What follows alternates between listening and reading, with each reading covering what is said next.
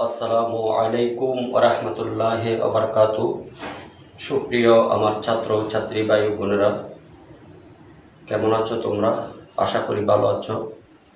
আজকে আমি তোমাদের রাউজান দারুল ইসলাম কামিল অনলাইন মাদ্রাসা কামিল আদব বিভাগ প্রাচীন আরবি পদ্য দ্বিতীয় পত্র আসরু সদরুল ইসলাম তথা ইসলামের প্রারম্ভিক যুগ কসিদাতু কাব ইবনে জুহাইর রাদিয়াল্লাহু তাআলা হযরতে কাব বিন জুহাইর রাদিয়াল্লাহু তাআলা কসিদা নিয়ে আলোচনা করব। পরবর্তী ক্লাসে আমরা জুহাইর বিন আবি সালামার কসিদা প্রসঙ্গে আলোচনা করেছিলাম। আজকের ক্লাসে আসরু সদরুল ইসলাম ইসলামের প্রারম্ভিক যুগ এবং কসিদাতু কাব বিন জুহাইর এর কসিদা প্রসঙ্গে আলোচনা করব। দূরের ও কাছের যারা অনলাইন ক্লাস দেখছো তারা ভালো করে খেয়াল করবে। আমি প্রথমে কসিদার ইবারত পড়ব, তারপর আমরা ব্যাখ্যা যাব। বিসমিল্লাহির রহমানির রহিম। উনবিতু আন্না রাসূলুল্লাহি সাল্লাল্লাহু আলাইহি ওয়াসাল্লাম আও আদানি। উনবিতু আন্না রাসূলুল্লাহি সাল্লাল্লাহু আলাইহি ওয়াসাল্লাম আও আদানি ওয়াল আফবু ইনদা রাসূলিল্লাহি মা'মুর মাহলান হাদাকাল্লাযী আ'তাকা নাফিলা আল কুরআন ফিহা মাওয়াইযু ওয়া তাফসিলু লা তা'খুযনি বিআকওয়ালিল উশাতে ওয়ালাম আদনা ওয়া কাসরাত তিহাম আকাবি লাকাদ আকুমু মাকামান লাউ ইয়াকুমু বিহি আরা ওয়া আসমাউ মা লাম ইয়াসমাইল ফি। মহান আল্লাহ তাআলা রাসূল পাক সাল্লাল্লাহু আলাইহি ওয়াসাল্লামকে সমগ্র জগৎবাসীর জন্য রহমত স্বরূপ প্রেরণ করেছেন। যেমন আল্লাহ পাক রব্বুল আলামিন কোরআনুল হাকিম সূরাতুল আম্বিয়া 17 নম্বর পারা 21 নম্বর সূরাতুল আম্বিয়ার মধ্যে বলেছেন, ওয়া মা আরসালনাকা ইল্লা রাহমাতাল লিল আলামিন। হে রাসূল, আমি আপনাকে জগৎবাসীর জন্য রহমত স্বরূপ, কল্যাণ স্বরূপ, দয়া স্বরূপ, করুণা স্বরূপ প্রেরণ করেছি। তিনি ছিলেন করুণার আধার। মক্কাবাসী কাফেররা তাকে বহু নির্যাতন করেছিল, কষ্ট দিয়েছে, জ্বালা যন্ত্রণা দিয়েছে, তার বিরুদ্ধে অনেক ষড়যন্ত্র করেছে। এমনকি মক্কার কাফেরদের দারুন নাদওয়া নামক মহাসংসদে পরামর্শ সময় মিটিংয়ে আলোচনা হয়েছে, কেহ যদি মহানবী সাল্লাল্লাহু আলাইহি ওয়াসাল্লামকে জীবিত ধরে আনতে পারে বা হত্যা করতে পারে, নাউজুবিল্লাহ, তাকে 200টি উট পুরস্কার দেওয়া হবে। সর্বশেষ তারা রাসূল পাক সাল্লাল্লাহু আলাইহি ওয়াসাল্লামকে নিজের জন্মভূমি পবিত্র মক্কা শরীফ ছেড়ে অন্যত্র যাওয়ার জন্য বাধ্য করেছে। যেমন কোরআনে পাকে আল্লাহ বলেছেন, বিসমিল্লাহির রহমানির রহিম, ঈদ আখরাজাকা কওমুকা। এরপরেও মক্কা বিজয়তে শত্রুদেরকে হাতের কাছে পেয়ে রাসূল পাক সাল্লাল্লাহু আলাইহি ওয়াসাল্লাম কোনো প্রতিশোধ গ্রহণ করেননি। প্রতিশোধ নেওয়ার শক্তি এবং সুযোগ থাকা সত্ত্বেও আমরা জানি 8ম হিজরিতে মক্কা বিজয় হয়েছিল। আল্লাহ বলেছেন, ইদা জা নাসরুল্লাহি ওয়াল ফাত ওয়া রাআইতান নাসা ইয়াদখুলুনা ফি দীনিল্লাহি আফওয়াজা। সূরা নসরের আলোচ্য আয়াত কেন মক্কা বিজয়ের প্রতি ইঙ্গিত করে। আবার 26 নম্বর পারা সূরা ফাতার মধ্যে আমরা দেখি আল্লাহ বলেছেন, বিসমিল্লাহির রহমানির রহিম, ইন্না ফাতাহনা লাকা ফাতহাম মুবিনা। নিঃসন্দেহে আমি আপনাকে বিজয় দান করেছি, সুস্পষ্ট বিজয়। তিনি ছিলেন মানবীয় সকল উত্তম গুণাবলীর মূর্ত প্রতীক। যেদিন মক্কা বিজয় হয়েছিল, কাফেররা মনে করেছে রাসূল পাক সাল্লাল্লাহু আলাইহি ওয়াসাল্লাম তাদের থেকে প্রতিশোধ গ্রহণ করবে। রাসূল পাক সাল্লাল্লাহু আলাইহি ওয়াসাল্লামকে নিজের দেশ থেকে যেতে তারা বাধ্য করেছে, হত্যার ষড়যন্ত্র করেছে, অনেক কষ্ট দিয়েছে। আজ যখন মুসলমানদের হাতে মক্কা চলে এসেছে, মুসলমানগণ মক্কা বিজয় লাভ করেছেন, হয়তো তারা পূর্বের সে শত্রুতার প্রতিশোধ নিবে। কিন্তু আমার নবী ছিলেন করুণার আধার।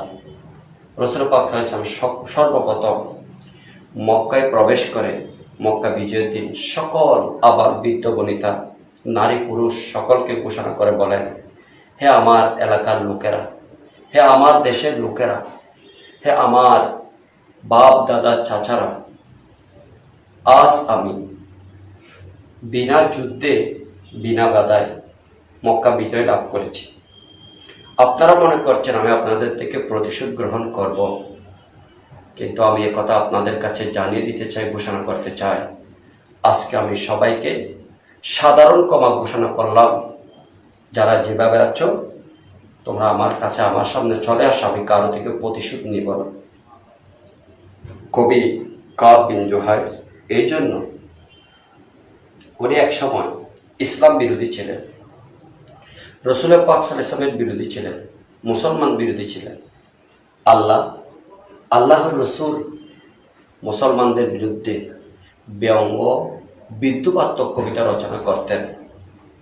সর্বশেষ যখন তিনি ইসলামের পতাকা তলে আসলেন, মুসলমানদের ইসলামের, কোরআনের, হাদিসের, আল্লাহর রসুলের এমন প্রশংসা তিনি তার কবিতার মাধ্যমে করেছেন যা বর্ণনাতীত। সেরকম ইসলাম পূর্বে যে অপরাধ করেছেন সে অপরাধের জন্য আল্লাহ নবীর দরবার থেকে ক্ষমার আশা নিয়ে তিনি রাসূল পাক সাল্লাল্লাহু আলাইহি ওয়াসাল্লামের দরবারে উপস্থিত হয়েছিলেন এবং কবিতা আবৃত্তি করেছেন। আমরা জানি আল্লাহ পাক রব্বুল আলামিন কোরআনে পাকে ঘোষণা করেছেন, কুল ইয়া ইবাদিয়াল্লাযীনা আসরাফু আলা আনফুসিহিম লা তাকনাতু মির রাহমাতিল্লাহ ইন্নাল্লাহা ইয়াগফিরুদ যুনুবা জামিআ ইন্নাহু হুয়াল গফুরুর রহিম। হে হাবিব সাল্লাল্লাহু আলাইহি ওয়াসাল্লাম, আপনি একটু বলে দিন, হে আল্লাহর বান্দারা, যারা অপরাধ করেছ, যারা গুনাহ করেছ, যারা অন্যায় করেছ, যারা অবিচার করেছ নিজের প্রতি, আল্লাহর রহমত থেকে তোমরা নিরাশ হইও না, বঞ্চিত হইও না। আল্লাহ সকল গুনাহ ক্ষমা করে দিতে পারেন, ক্ষমা করে দেন। তিনি ক্ষমাশীল এবং পরম দয়ালু। হ্যাঁ, একটি গুনাহ তিনি ক্ষমা করেন না, সেটা হলো শিরিকের গুনাহ। আল্লাহ নিজে বলেছেন, ইন্নাল্লাহা লা ইয়াগফিরু আন ইউশরাকা বিহি ওয়া ইয়াগফিরু মা দুনা যালিকা লিমান ইয়াশা। আল্লাহ পাক আল্লাহর প্রতি অংশীদারিত্ব, শিরিকের গুনাহকে আল্লাহ ক্ষমা করেন না। এছাড়া যত গুনাহ রয়েছে, যত বড় গুনাহ হোক না কেন, অপরাধ হোক না কেন, আল্লাহর কাছে খাই মনোচিত্তে, খালেস অন্তরে, নিখুঁত মনে তওবা করলে আল্লাহ তওবা কবুল করেন এবং তার গুনাহ মাফ করে দেন। তবে হ্যাঁ, জীবনে আর শিরিক করবে না বলে অঙ্গীকার করে যদি আল্লাহ এবং রসুলের প্রতি বিশ্বাস স্থাপন করে, কালিমা করে যদি ক্ষমা চায়, আল্লাহ শিরিকের গুনাহ ক্ষমা করে দেন। হযরতে লুকমান আলাইহিস সালাম নিজের সন্তানকে নসিহত করতে গিয়ে বলেছেন, ইয়া বুনাইয়া লা তুশরিক বিল্লাহ ইন্নাশ শিরকা লা যুলমুন আযীম। হে আমার প্রিয় বৎস, আল্লাহর প্রতি অংশীদারিত্ব করো না, শিরিক করো না। নিঃসন্দেহে শিরিক হলো বড় অপরাধ, বড় অত্যাচার, বড় অন্যায়। হযরত ওয়াহশী রাদিয়াল্লাহু তাআলা আনহুর আমরা ঘটনা জানি। তিনি উহুদ যুদ্ধে হযরতে আমির হামজা রাদিয়াল্লাহু তাআলা আনহুকে শহীদ করেছিলেন। রাদিয়াল্লাহু তাআলা আনহু এই জন্য বলছি, পরবর্তীতে তিনি আল্লাহ নবীর দরবারে এসে ক্ষমা চাইলেন, ইসলাম কবুল করলেন, সাহাবী হলেন এবং আমির হামজাকে যে শহীদ করেছিলেন, এত বড় অপরাধের বদলাহু আল্লাহ আরেকজন ভণ্ডকে, কাফেরকে, ভণ্ড নবীকে জাহান্নামে পাঠিয়ে দেওয়ার মাধ্যমে আল্লাহ আমির হামজার শেষ শাহাদতের বদলা হযরতে ওয়াহশী থেকে নিয়ে নিয়েছিলেন। রাসূল পাক সাল্লাল্লাহু আলাইহি ওয়াসাল্লাম ঘোষণা করে দিয়েছিলেন যে ওয়াহাশিকে তোমরা যেখানে পাও সেখানে হত্যা করবে। এমনকি হেরবের মধ্যে এসেও যদি সে আশ্রয় নেয় তোমরা সেখানেও তাকে হত্যা করবে, কারণ সে আমাকে এমন কষ্ট দিয়েছে যে আমার পিতার পরে যিনি চাচা বাপের সমতুল্য তাকে শহীদ করেছে, 31 টুকরা করেছে। কাফনের কাপড় মাথার দিকে দিলে পায়ের দিকে সংকলন হয় না, পায়ের দিকে দিলে মাথার দিকে সংকলন হয় না। ক্ষমা যখন চাইতে এসেছিলেন আল্লাহ নবী ওনাকে নিঃশর্তে ক্ষমা করে দিয়েছিলেন। তবে হ্যাঁ, একটি কথা বলেছেন যে তুমি প্রায় সময় আমার সামনে এসো না, তোমাকে দেখলে আমার চাচার হত্যার কথা স্মরণ পড়বে। অনুরূপ হযরতে কাব বিন জুহাইর আল্লাহ নবীর দরবারে নিজের স্বীয় অপরাধের কথা স্বীকার করে ক্ষমা চাওয়ার জন্য আসতে গিয়ে এই পংক্তিগুলো পেশ করেছেন।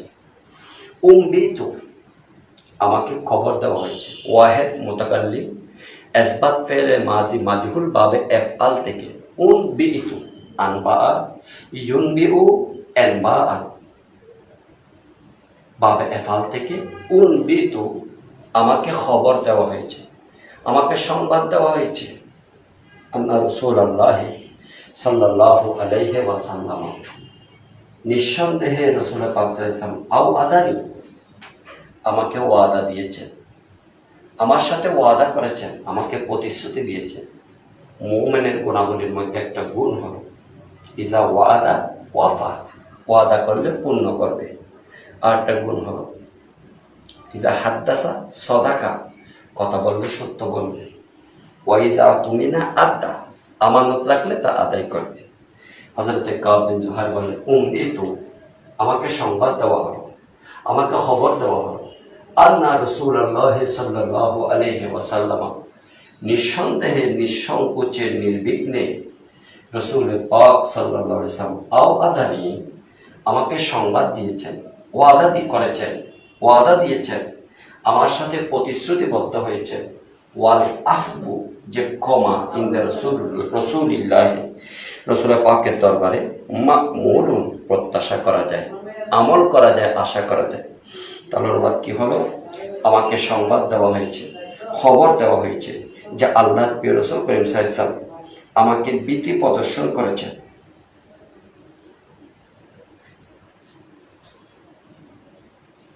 ওই থেকে এসেছে এটা।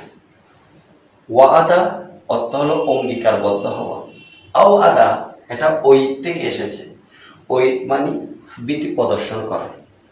ওয়া আইন দা মূল বর্ণ, জিনসে মেসালেফা বা মুতলওয়াবি, এটা যখন বাবে জরবে যুগ থেকে হবে ওয়াদা ইয়াইদু ওয়াদা, তখন হবে প্রতিশ্রুতি, অঙ্গীকার।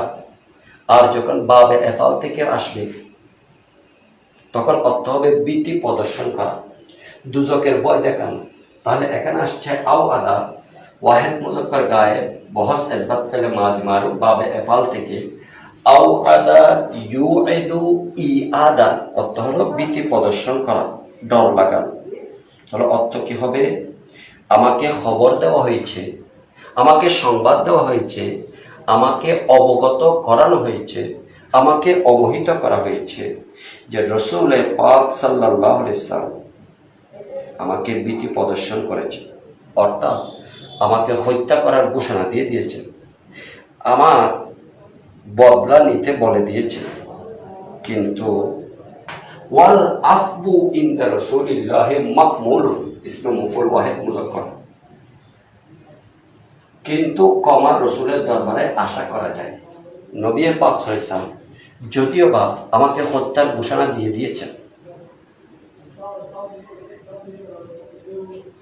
ভীতি প্রদর্শন করেছেন, এতদ সত্ত্বেও আমি কাব বিন জুহাইর আশা করি যে নবীর দরবারে ক্ষমা চাইলে আল্লাহ নবী আমাকে ক্ষমা করে দিবেন। মাহলা,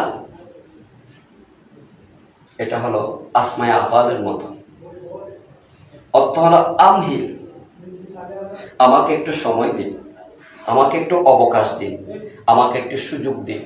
যেমন কোরআনে পাকে রয়েছে ইন্নাহুম ইয়াকিদুনা কায়দা, সূরা তারিকের মধ্যে ওয়াকিদু কায়দা ফামাহিলিল কাফিরিনা আমহিলহুম রওয়াইদা।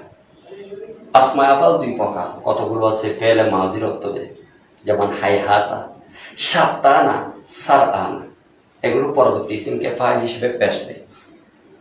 হাইহাতা অর্থ হলো বাউদা, হাইহাতা ইয়ৌমুল ঈদ, আই বাউদা ইয়ৌমুল ঈদ। কতগুলো আসমায়ে আফআল আছে যেগুলো আমর হাজের মারুফের অর্থ দেয়, তার মধ্যে তার ফাইল গুফান থাকে, পরবর্তী ইসিমকে মুফল হিসেবে জবর দেয়। যেমন শরহে মিয়াত আমলে মনজুম এর লেখক আল্লামা আব্দুল কাহির জুরজানি বলেছেন, নবুয়ত আসমায়ে আফআ লে কজাশস নাসিবন দুনা কাবল হা আলাইকা হাইয়াহাল বা সদওয়াহা পসরওয়াইদা বাজারাতে ইসমেরা হাই হাতেদা বাজে সত্তা নস্তসর আয়াদ গিরে বয়তা। আসমায়ে আফআল মোট 9টি, দুই ভাগে বিভক্ত। কতগুলো আছে ফেলে মাজির অর্থ দেয়, তারা হলো 3টি, পরবর্তী ইসিমকে ফাইল হিসেবে পেশ দেয়, যেমন হাই হাতা, সাত্তানা, সারান। আর কতগুলো আসমায়ে আফআল আছে যেগুলো আমর হাজের মারুফের অর্থ দেয়, তার মধ্যে ইসিমটা গোপন থাকে, পরবর্তী ইসিমকে মুফল হিসেবে জবর দেয়। তার মধ্যে মাহালানটা এটা আসমায়ে আফআলের অর্থে এসেছে, অর্থ হলো আমহিল মাহালা, আমহিলনি মাহালা, আমাকে একটু সুযোগ দিই, আমাকে একটু সময় দিই।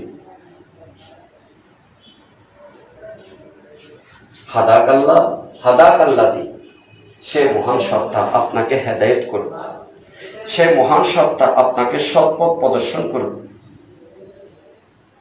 আতাকা নাফিলাতান, যিনি আপনাকে দান করেছেন, নাফিলাতান অতিরিক্ত দয়া স্বরূপ, অনুগ্রহ স্বরূপ। নাফিলা শব্দের অর্থ নফল, নাফিলা অর্থ অতিরিক্ত। যেমন আমরা কোরআনে পাকের 15 পারার দিকে আল্লাহ বলেছেন, ওয়া মিনাল লাইলি ফাতাহাজ্জাদ বিহি নাফিলাতাল লাক আসা আন ইয়াবআতাকা রাব্বুকা মাকামান মাহমুদা। আতাকা, তিনি পথ প্রদর্শন করুন আপনাকে, সেই সত্তা আপনাকে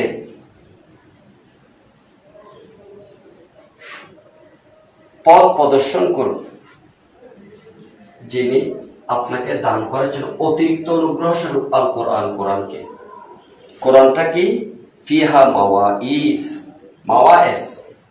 ফিহা মাওয়াইজ, এটা হলো মাউ ইজাতুনের বহুবচন, মসদরের বহুবচন বলতে পারি আমরা। ওয়াজুলত উপদেশ দেওয়া, নসিহত করা, ওয়াজা ইয়াইজু, কোন একটা জিনিসের শেষ পর্যায়ে অর্থ বোঝানোর জন্য মসদরটা ইসমে জরফের ওজনে এসে ব্যবহার হয়। এই মাওয়াইজ, এটা হলো মাউ ইজাতুনের বহুবচন, যে কোরআনের মধ্যে রয়েছে মাওয়াইজ তথা উপদেশমালা, অতফসিল এবং বিস্তারিত ব্যাখ্যা। তাহলে অর্থ কি হবে? মাহালা, আপনি আমাকে একটু সময় দিন, আপনি আমাকে একটু সুযোগ দিন। হাদাকাল্লাজি, পথ প্রদর্শন করুন আপনাকে সে মহান আল্লাহ। আতাকা নাফিলাতান, যিনি আত দান করেছেন, ওয়াহিদ মুজাক্কার গায়ে মাজি মার বাবে ফাল থেকে ইতাউ মাজদার, কা আপনাকে, নাফিলাতান নফল হিসেবে অতিরিক্ত অনুগ্রহ স্বরূপ আল কোরআন, কোরআন দান করেছেন। ফিহা, যে কোরআনের মধ্যে রয়েছে, যে অতিরিক্ত অনুগ্রহের মধ্যে রয়েছে মাওয়াইজ, উপদেশ বলি, অতফসিল এবং ব্যাখ্যা।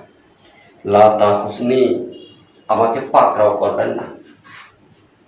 আখাজা ইয়াখুসু মানে আখজ করা, ধরা, পাকড়াও করা। যেমন কোরআনে এর প্রতিশব্দ এসেছে ইন্না বাতশা রাব্বিকা লাশাদীদ। লা তাখুস, ওয়াহিদ মুজাক্কার নিহি হাজের মারুফ বাবে নাসরা ইনসুর থেকে আল আখজু মাজদার, আমাকে ধরবেন না, আমাকে পাকড়াও করবেন না। এর আকওয়ালিল ফুসাতে, শত্রুদের, নিন্দুকের, হিংসুকের কথা ধরে, নিন্দুকদের, হিংসুকের, শত্রুদের কথা ধরে আমাকে পাকড়াও করবেন না। বলাম উদনিব, কারণ আমি কোনো অপরাধ করি নাই, কোনো পাপ করি নাই। দণ্ডন মানে পাপ। যেমন সূরা ফাতিহার মধ্যে আছে লিয়াগফিরা লাকা আল্লাহু মা তাকাদ্দামা মিন যামবিক, এখানে কিন্তু জম্বুনত উম্মাহ, ওয়ালা মুজনি, কারণ আমি কোনো পাপ করি নাই, অপরাধ করি নাই, গুনাহ করি নাই। ওয়াইন কাসুরাত, যদিও বা হয়েছে, ফিহা এই ব্যাপারে আল আকাবির অনেক কথাবার্তা, যদিও বা আমাকে নিয়ে এই ব্যাপারে অনেক কিলকাল হয়েছে, কথাবার্তা হয়েছে, আলোচনা সমালোচনা হয়েছে। লাগার আকুমু, অবশ্যই আমি অবস্থান নিতে যাচ্ছি, মকামান, এমন একটি জায়গায়। নিঃসন্দেহে লাকাদের মধ্যে লামটাও তাকিদের জন্য, করটাও তাকিদের জন্য। আকুমু, কদ আকুমু ওয়াহেদ মুতাকাল্লিম বহস মাজ বই মারু বাবা নাসার ইসলাম থেকে মোজারে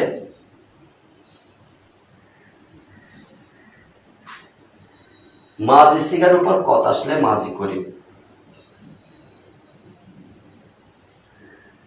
এখানে আকুমোটা ওয়াহেদ মুতাকাল্লিম মোজারে মারু, মাজি মুতসা বাকার, মাজি মুতলক, মাজি করিব, মাজি বইদ, মাজি ইস্তেমরারি, মাজি তামান্নাই, মাজি এহতেমালি। মাজি সিগার শুরু দিয়ে কোনো কিছু না আসার নাম মাজি মুতলক। কদ আসলে করি, কান আসলে বই, মোজার সিগার উপর কান আসলে ইস্তেমরারি, লাইটা আসলে তামান্নাই, লাআল্লাহ আসলে এহতেমালি। তাহলে মাজি সিগার উপর কিছু না আসলে মাজি মুতলক, কদ আসলে করি, মাজি সিগার উপর কান আসলে বই, মোজার সিগার উপর কান আসলে ইস্তেমরার, মাজি সিগার উপর লাইত আসলে তামান্নাই, মাজি সিগার উপর লাআল্লাহ আসলে এহতেমাল। এখানে লামটা আসছে তাকিদের জন্য, দৃঢ়তার জন্য, কদটা আসছে দৃঢ়তার জন্য। আকুমোটা মোজার ওয়াহেদ মুতাকাল্লিমের সিগা বাবা নাসারের সূরা থেকে আল কিয়ামু মাসদার। যখন কেহ কোনো কথা নিয়ে সন্দেহ করে, কোনো কথার মধ্যে সন্দেহ হয়, বালাগাতের ভাষায় সেখানে তাকিদ ব্যবহার করতে হয়। সন্দেহ যদি একটু কম হয়, দৃঢ়তার জন্য একটা তাকিদের শব্দ, মধ্যবর্তী হলে দুইটা তাকিদের শব্দ, বেশি শব্দ হলে তিনটা তাকিদের শব্দ, এর চেয়ে বেশি আনা যায় না। যেমন ইন্না জাইদান কাইম, একটা তাকিদ ইন্না, ইন্না জাইদান লাকাইম, দুইটা তাকিদ। ওয়াল্লাহে ইন্না জাইদান লাকাইম, তিনটা তাকিদ। এরপরে যদি অস্বীকার করে, সন্দেহ করে জাইদের দণ্ডায়মান সম্পর্কে, আর তাকিদ আনা যাবে না। কম সন্দেহ হলে একটা তাকিদ, মধ্যম হলে দুইটা, বেশি হলে তিনটার চেয়ে বেশি আনা যায়।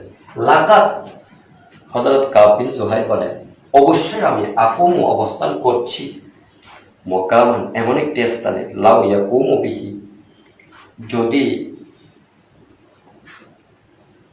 সে স্থানে অবস্থান করে।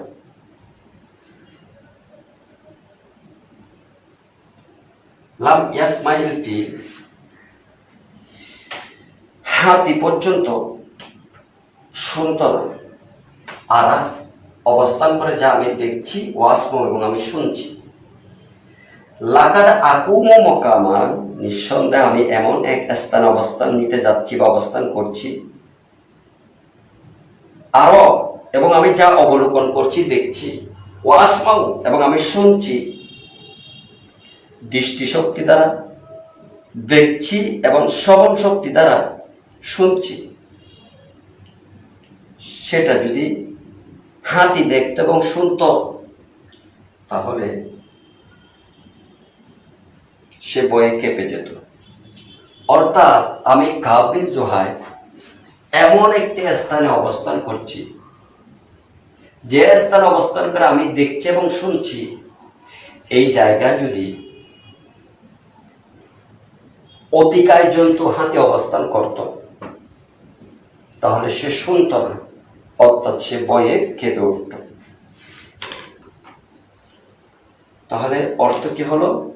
উনবিতু আন্না রাসূলুল্লাহ সাল্লাল্লাহু আলাইহি ওয়াসাল্লাম আওয়াদানি, আমাকে খবর দেওয়া হয়েছে, সংবাদ দেওয়া হয়েছে যে রাসূল পাক সাল্লাল্লাহু আলাইহি ওয়াসাল্লাম আমাকে ভীতি প্রদর্শন করেছে, হত্যা ঘোষণা দিয়ে দিয়েছে। ওয়াল আফু ইনদা রাসূলিল্লাহ মামুর, অথচ আমার আশা, আমার প্রত্যাশা যে রাসূলের দরবারে ক্ষমার আশা রয়েছে। মাহলান, আমাকে একটু সুযোগ দিন। হাদাকা, আপনাকে হেদায়েত করুন সেই সত্তা যিনি আপনাকে আতাকা দান করেছেন, না ফেরাতেন অতিরিক্ত অনুগ্রহ স্বরূপ আল কোরআন, কোরআনে পাককে, ফিহা যে অতিরিক্ত অনুগ্রহের মধ্যে রয়েছে মাওয়াইজ উপদেশাবলী ওয়া তাফসিল এবং বিশদ ব্যাখ্যা। বিশদ ব্যাখ্যা লা তাহুসনি আমাকে পাকড়াও করবেন না বিআকওয়ালিল উসাতে নিন্দুকদের হিংসুকদের কথা শুনে। বললাম উসনি আমি কোনো পাপ করি না, অপরাধ করি না। কাসরাত ফিহাল মাকাবিল যদি বা আমার সম্পর্কে অনেক আলোচনা সমালোচনা হয়েছে। লাকাদ আকুমু অবশ্য আমি অবস্থান করছি মকামান এমন একটা স্থানে লাউ ইয়াকুমু বিহি আল ফিল, এটা আসলে বানাতে হবে লাকাদ আকুমু মকামান আরা ওয়াসমাউ লাউ ইয়াকুমু বিহিল ফিল মা লাম ইয়াসমা। আমি এমন একটা জায়গা অবস্থান করছি, এমন কিছু দেখছি ও শুনছি শ্রবণ শক্তির মাধ্যমে এবং দৃষ্টি শক্তির মাধ্যমে, যে জায়গায় অতিকায়জন্ত হাতিও যদি অবস্থান নিত এবং তার সূক্ষ্ম দৃষ্টিশক্তি দ্বারা দেখত এবং শ্রবণ শক্তি দ্বারা শুনত, তাহলে সে উভয়ে কেঁপে উঠত। তাহলে বর্ণনার এই কাব বিন জুহাইর রাদিয়াল্লাহু তাআলা আনহুর বর্ণনার মাধ্যমে আমরা কি বুঝতে পারি, যে তিনি বোঝাতে চাচ্ছেন রাসূল পাক সাল্লাল্লাহু আলাইহি ওয়াসাল্লাম বলেন দয়ার আধার, করুণার আধার। আল্লাহ বলেছেন ফাবিমা রাহমাতিন মিনাল্লাহি লিনতা লাহুম ওয়া লাউ কুনতা ফাজ্জান গলিজাল কলবে লানফাদ্দু মিন হাওলি। আল্লাহর মহান অনুগ্রহে আপনি তাদের প্রতি দয়া পরবশ হয়েছেন। আপনি যদি তাদের প্রতি কঠোরতা অবলম্বন করতেন, তারা আপনার থেকে সরে যেত। যার বহিঃপ্রকাশ হলো কাব বিন জুহাইরের এক কবিতা, যে চরম দুশ্মনও ক্ষমা প্রার্থী হয়ে ফিরে আসলে আল্লাহ রসুল তার প্রতি দয়া পরবশ হয়ে তার কোনো প্রতিশোধ গ্রহণ করেননি। তার উজ্জ্বল দৃষ্টান্ত হলো হযরতে ওয়াহাশী এবং আলোচ্য কবিতার যিনি কবি তথা লেখক হযরতে কাব বিন জুহাইর রাদিয়াল্লাহু তাআলা আনহু, তার উজ্জ্বল দৃষ্টান্ত। আজকে আমরা এই অনুবাদটা জানলাম।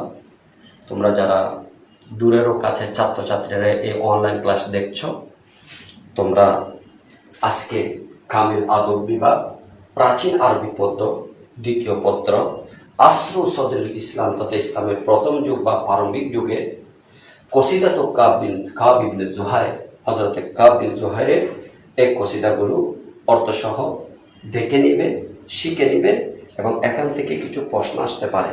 একটা হলো হযরতে কাব বিন জুহাইরের জীবনী, উযকুর নাবাযাতাম মিন হায়াতে কাব ইবনে জুহাইর, এরকম একটা প্রশ্ন আসতে পারে। আরেকটা প্রশ্ন এভাবে আসতে পারে, উক্ত খসাইসা শের ফি সদরুল ইসলাম, অর্থাৎ ইসলামের প্রারম্ভিক যুগে কবিতার বৈশিষ্ট্য কি ছিল তা আলোচনা। অথবা এরকম আসতে পারে বাইয়িন খসাইসা কসিদাতে কাব ইবনে জুহাইর, কাব বিন জুহাইরের কবিতার বৈশিষ্ট্যগুলি বর্ণনা করো। একটা হলো কাব বিন জুহাইরের জীবনী, মান হুয়া কাব ইবনে জুহাইর উক্ত মুখতাসারান। আর একটা হলো বাইয়িন খসাইসা কসিদাতে কাব বিন জুহাইর, কাব বিন জুহাইরের কবিতার বৈশিষ্ট্যাবলী। আবার আরেকটা প্রশ্ন আসতে পারে মাত তসবিব কি জিনিস, অর্থাৎ প্রেম কাব্য কি। বিমান সুবিবা কাব ইবনে জুহাইর ফি কসিদাতিহি, কাব বিন জুহাইর বানাত সুয়াদ, কাব বিন জুহাইর তার বানাত সুয়াদ কবিতায় কার উদ্দেশ্যে প্রেম গাথা রচনা করেছেন, এরকম একটা প্রশ্ন আসতে পারে। তোমরা এটা আয়ত্ত করে নেবে। আজকের মতো এখানে শেষ করলাম। ওয়া আখিরু দাওয়ানা আলহামদুলিল্লাহি রাব্বিল আলামিন। আসসালামু আলাইকুম ওয়া রাহমাতুল্লাহি ওয়া বারাকাতুহু।